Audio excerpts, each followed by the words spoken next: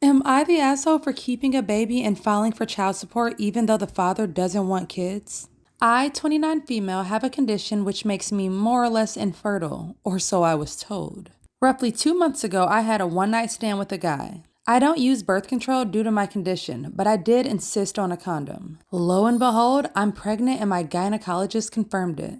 Now, I'm in a good position financially. I have a stable job and enough savings to live a very comfortable life.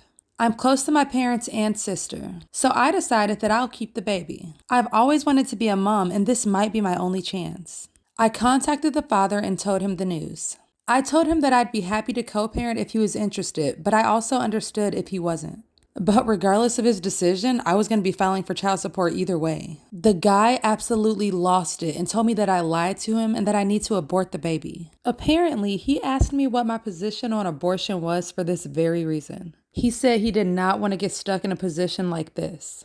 I remember him asking me, but he never specified his question and I thought it was more general. I told him that I'm pro-choice, which is true. He must have interpreted this as me saying I'd abort a baby. Just because I'm okay with other women making up their own decisions does not mean that I'm willing to abort my own baby. Ever since I told him about the pregnancy, he's been harassing me, telling me to abort. He must have given my number out to his parents because today I got a call from his mother begging me to abort the baby. Sorry to interrupt, but what the hell does his mom have to do with this? Oh my God. I have made up my mind and I won't have an abortion.